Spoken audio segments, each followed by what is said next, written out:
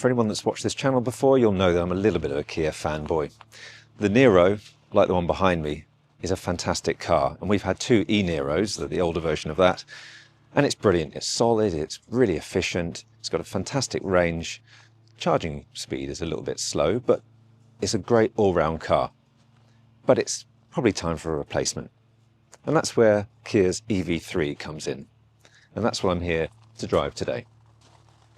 Here it is. So the big problem with this car is, I think I want one.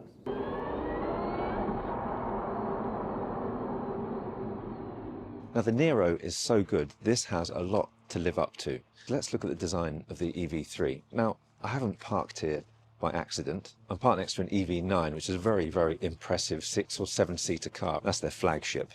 But the EV3 clearly is very similar. It's a smaller EV9, which is no bad thing because most people seem to love the look of the EV9, myself included. So let's have a little look around. It's a lovely looking car, I think. DRLs, daytime running lights, just running down there and across the top. The bonnet looks bigger in pictures than it actually is, but it's actually quite small. There is a tiny little trunk, big enough to put your charging cables in. It is quite boxy, but in a good way. This is the Air trim. This is 4,300 millimeters length and 1,560 millimeters height. There are very slight differences depending on which trim level you get. So the higher trim, the GT line and the GT line S, just very slightly taller and longer. This has 17-inch alloy wheels. The GT line and the GT line S has 19-inch. That's one of the reasons this one is a bit more efficient and gives a bit more range. Let's have a look in the boot. It's big. You've got 460 litres. The false floor comes out and you can tuck it down there, or you can just remove it completely if you want a little bit extra space, because it does go down even further there. Litres don't mean much to anyone really, so let's just measure it. I forgot, normally I bring my tape measure and I forgot, so I'm going to use the phone. So you have 78 centimetres depth and it's 1.6 metres across. And then in terms of height, I'll put this down to the lower level, 55 centimetres up to there. Something is a little bit weird is the gap between the back seats and the parcel shelf. It does seem odd. And the back is where it looks the most like the EV9 probably. Volvo-esque really. The back is really comfortable. I've set this to my driving position, so my height is about 5'11". Plenty of knee room. My feet go quite under the front seat. I feel like it's slightly smaller than the e-Niro that I've got, but not by much, and it's still very comfortable. And I've got loads of leg here. And in terms of height as well, it's yeah, it's really good. I like these headrests. It reminds me a little bit of ET. And a couple of cup holders there. I think it's a really lovely interior. In the back of the seats, you have little flaps to hold your maps or iPads or whatever people put in there. And you have USB-C connectors on both of the seats. So that's great that even in the basic trim, you've got the two USB-Cs. I love heated steering wheels, and it's so great that this has 2 levels of heat. So it's not just nothing and my God, it's hot. You get a couple of levels, so that's fantastic. It's also got 3 levels of the heated seats. Both front seats are heated in this Air trim. It's a lovely squircle steering wheel. It feels great. Everything in here just looks very classy. There's no piano black plastic anywhere in here. Piano black plastic is always a pain because it gets scratched so easily. And there's none of that in here. It's a lovely interior. So although it is full of plastic, of course, they're interesting looking plastics at least. And the seats are very comfortable. This in the Air trim, these are fabric seats. In the GT line and above, it's like leather. It's like an artificial leather. There's no lumbar support in the Air trim. I mean, that said, I do suffer from backache, and I can imagine doing long distances in this and not caring, but there is lumbar support in the GT line trim. There's also memory seats in the GT line S, so the top trim. The top GT line S also has ventilated seats in the front, heated seats in the front and rear. The GT line S also has premium relaxation seats in the front, which I think is like the sort of massagey seats. which is lovely actually. So it's a lovely interior. Feels like a very open cabin. What I like is, I mean, the design is really good, I think. You've got this center console bit that sticks out, and you know, you can use that to rest your arm on there. But this center bit here, where you've got the cup holders and you've got a bit of storage on there, it is quite low down, so it makes this whole space feel quite open. In front of you, you've got two 12.3-inch screens, and then in between you have some climate control options. But in terms of positioning, I find this middle bit weird because your hand blocks it. So if you want to do any of the climate control stuff, you've got to move like that to look at it, you know, which I find a bit strange. But that said, you've got the buttons anyway for climate control just here. That's a wonderful thing, having physical buttons for heating controls. You've got your gear selector here. You've got your on-off button here. It would be nice if it was just automatically on the moment you open the door. I don't know why we still have to have on buttons for EVs, really. I think we should be a bit past that, I think. There's no wireless phone charger in this Air trim, but you do in the GT line. Another thing is that there's no sunroof. You get a sunroof in the GT line S, but not the Air, not the GT line. The reversing parking camera is really good quality, although it probably gets just as dirty as my Niro one does. Up here you've got the infotainment then, so when you click on home, it comes up with the map. You've got EV here, which tells you your battery percentage, of course. It tells you where your nearest charger is and all that kind of thing, and all the other stuff that you might want to do. I'm not going to get into all this, but it is great that even the lowest trim does have battery conditioning. So it means that when you rock up to a charger, the battery will be nice and warm and it'll get a high charging speed. I have very few complaints about the Niro, but one thing is that the charge speed is pretty slow. On a rapid charger, it takes 44 minutes to get up to 80% on a good day. This, thankfully, is much faster. The charge port is on the front right, so it's CCS, obviously. This is the larger battery car that I'm driving. This will charge up to 80% in 31 minutes. That's 127.5 kilowatts maximum speed. If you get the smaller battery size, that will do it in 29 minutes, and that's 100 kilowatts. But this is the eGMP platform, and that's 800 volts for the Kia EV6 and the EV9. And it would have been nice if the same incredibly fast charging speed was in this. You've got wireless CarPlay. You can also use the USB plugs if you want to, of course, to plug it in there. Ideally, when you want to get in your car, you want to just enter a destination and have it tell you where you have to charge. So let's see if this does that. Search. As always, I'm going to go to Edinburgh, 298 miles away, set as destination. Okay, so then you get a message to say the battery charge is insufficient. Do you want to visit a charging station along the route? I do. What I really want to know is where to charge though. So you'll see it's telling me to go to Ionity there. I'll get there with 20%, charge up to 62%, that'll take 17 minutes, and then grid serve up there. And it tells you the speed of the charger and all that as well. The infotainment screen is actually very responsive, but there are loads of options, and it would take me far too long to go through them all on this review, so I'm not going to. But I wouldn't say it's the simplest infotainment in the world, and I do prefer the Google ones from like the Renault and Polestar, Volvo, but it's still pretty good. Certainly a big improvement to what I've got in my e-Niro. So as is the case with so many new cars these days, it will beep at you quite a lot if you're doing a little bit over the speed limit, even just 1 mile an hour over the speed limit, and you'll get a beep. Thankfully, you can now turn it off easily, because you couldn't when I had the EV9. It wasn't possible to do it then, but now you can. You can just hold down on the volume button, and if you hold down on the volume button, it says speed limit warning sound is off. It will restart once you get back in the car, but at least it's easy enough to turn it off. Okay, and now it's bothering me about not looking in front. So just to see how efficient this car is. At the moment it's saying it's at 96%, and at the moment it's saying 314 miles. It's also quite neat. It says maximum 451. So that's if you're driving like a nun, I suppose. And the minimum 199. Really good that it tells you that. Now this road is quite bumpy. Well, pretty standard really for an English road these days. The suspension is pretty good. I mean, okay, yeah, I'm feeling the bumps, but my teeth would have fallen out if I was in something like a Model Y And even my e-Niro, I don't think is as good as this. I think this feels a little bit smoother over the bumps. So this is a fast road, fast-ish, you know, it's 60 miles an hour, and it feels very smooth. I'm getting some wind noise, but not too much. It feels very refined, actually. So my first car was a Kia Pride, and it's amazing to think how far Kia have come. The level of refinement is, oh, it's almost Volvo-esque, I would say. It just feels, everything with this interior just feels so nice and classy. So this is the Air trim, and the Air and the GT line both lack a heat pump, and the GT line S, which is the top trim level, you can get a heat pump without, but it is an option.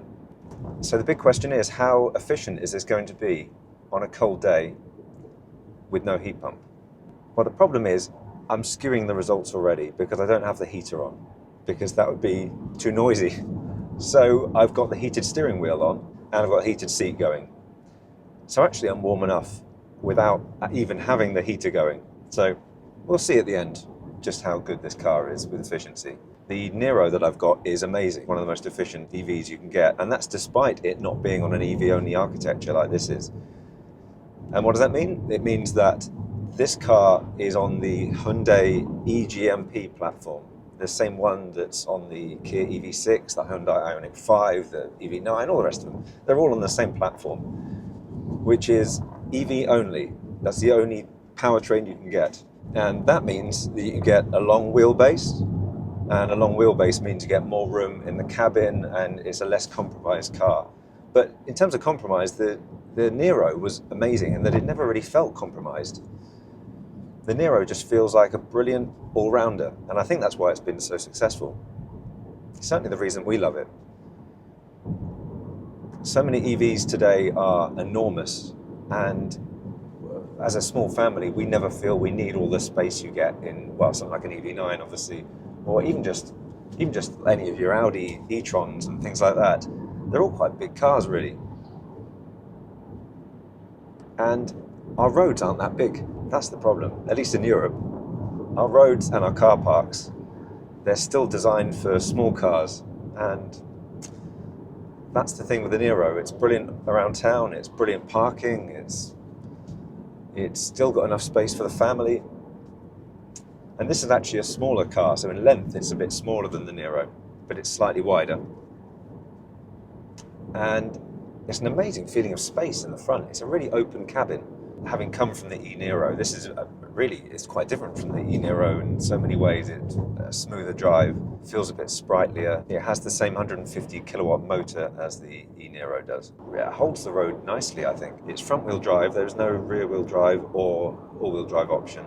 So this is obviously an SUV style car, and with that you get the slightly high up driving position, gives you good visibility. Most people just seem to prefer SUV style cars these days. I don't know whether that's manufacturers trying to sell us SUVs or people actually wanting them, who knows, but it doesn't feel too offensive like some SUVs might. There's a bit of body roll, but that's to be expected, isn't it? The smart cruise control that it has as standard is fantastic. You turn it on, it keeps you in your lane, it adjusts the distance between you and the car in front automatically, and it's a really relaxing way of driving on a motorway. And it's brilliant. I tend to use it all the time. It's very good. On occasions, if someone cuts in front of you, then it might jerk a little bit, but generally it's really good. So clicking on the bottom left, we've got drive mode, and now I've put it on sport, and if I put my foot down, there's a slight delay, but it takes off. It takes off nicely. 0 to 62 miles an hour is different depending on which trim level you get. So in the Air standard range, it's 7.5 seconds. Then you've got 7.7 seconds in the other ones, and then 7.9 seconds in the GT Line S. Let's look at some lovely B-roll while I tell you about the EV3's two battery sizes. The standard range has a 58.3 kilowatt hour battery, giving 270 miles. That's only available on the Air trim, and it means that EV3 has a starting price of £32,995. The long range, like I'm driving here, starts at £35,995 and gives 375 miles. 105 miles extra for £3,000. If you're paying with finance, that may end up being a no-brainer. The average daily commute is about 20 miles in the UK. So even the smaller battery would be absolutely fine, really, for most people. However, if you aren't able to charge at home, then of course that makes having an EV a little bit more of a pain, depending on what the charging infrastructure is like near you, whether you can park at work and charge there and all the rest. So the larger battery is going to be better for people that really have to rely on public charging. So what's the competition then for the EV3? You've got the Volkswagen ID3, you've got the Cupra Born, you've got the Volvo EX30. That's all in the same sort of segment. Is this going to avert the eyes of people that would otherwise get a Volvo, for instance? The EX30 is a really lovely car. However, it's all screen. It's almost like a Tesla in that respect. Some people get in a Tesla and it changes their life and they think, yeah, no, this is how a car should be. I don't want any buttons. But if you like buttons, then this is probably the car for you, because you do get a big touch screen. But you do also have some of the buttons as well for all the important stuff like climate control. And it's worth saying, of course, that this does have actual stalks for indicating. The Tesla Model 3 lacks that. But one of the best things about Kia and Hyundai is that you can adjust the regenerative braking. So at the moment I'm on level 2. And the more regenerative braking you have, the more the car slows down when you take your foot off the throttle. I can just change these paddles on the left and the right, and the more you have the regenerative braking strong, then the more energy is going back into the battery. So that's the amazing thing really about EVs. If you go down a hill or a mountain or something, you can find you have more range at the bottom of the mountain than you did at the top. Hold down on the left paddle and then you can get I-pedal. And if you're on I-pedal, that is pure one pedal driving. It means you don't have to touch the brake pedal at all. I highly recommend one pedal driving. It's great fun, but it can feel a little bit jerky. So it's not always great for passengers. But it's a really engaging drive, I think. It feels like driving a go-kart or something. And in fact, that's one of the reasons I like driving EVs so much. I think regenerative braking is a wonderful thing. So the big problem with this car is I think I want one. It would make an amazing e-Niro replacement.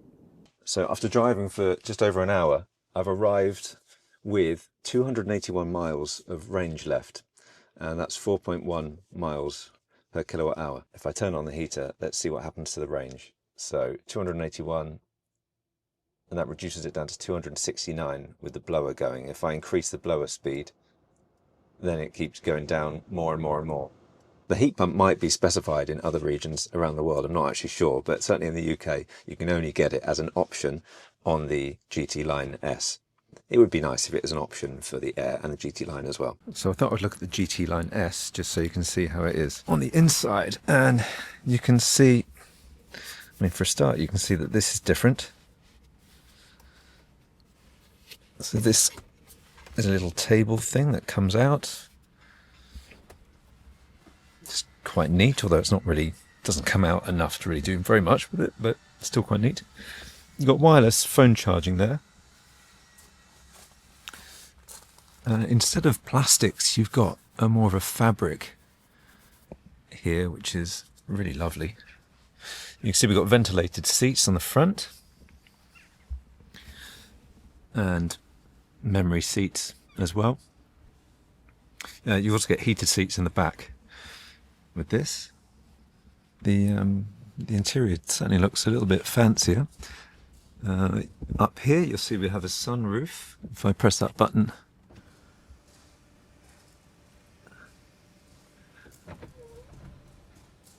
there we go.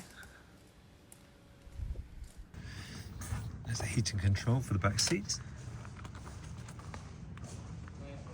Something I absolutely love about Kia EVs is vehicle to load, the ability to plug anything into your car. It's perfect in a power cut for saving the fridge. Vehicle to load is a wonderful thing. It saved us on a few occasions when we had the Ioniq 5 because we had a power cut at the house. We had a few power cuts at the house and we were able to plug in the fridge and freezer and internet and all the rest of it.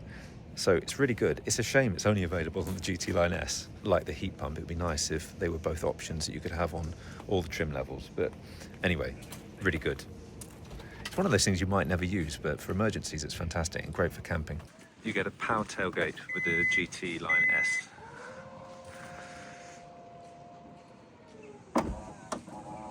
On the Kia website, the base colour, sunset orange, looks pretty bad actually, but in person it's far better. All the other colours, like frost blue that I've been driving around in, are £625 extra. The pistachio green and shale grey are only available on the GT line and GT line S. One of the most impressive things about this car is the price. It starts at £33,000. It's quite an impressive price per mile of range, I think. To get 375 miles of range from a £36,000 EV is impressive. In the same class, the Volvo EX30 gets you 296 miles for £37,050, for example. It's also worth considering that, being under £40,000 for the Air and GT line, you don't have to pay the expensive car supplement vehicle tax in the UK, which is an extra £410 a year on top of the normal tax. So what do I think of the Kia EV3? Well, I love it, because I already love the Niro. So obviously I love this, because it's pretty much the same as the Niro, but cooler design, better interior, charges faster, which is obviously a big deal. Everything is just better with it. I just wish it was the 800-volt architecture that the EV6 and the EV9 has. That seems like a bit of a missed opportunity, because then this would have been a car that charged in 18 minutes instead of 31. So that's a shame. But really, I'm not going to complain. I think in terms of what you get for the money, I think this is really good. And I think we're going to see a lot of these on the roads, because the Niro was already popular, and this just takes everything the Niro was already great at and makes it even better. I'd love to know what you think. Tell me in the comments. But for now, thank you for watching, and please press the subscribe button and the bell icon to be notified of other videos. And I'll be back very soon. Bye for now.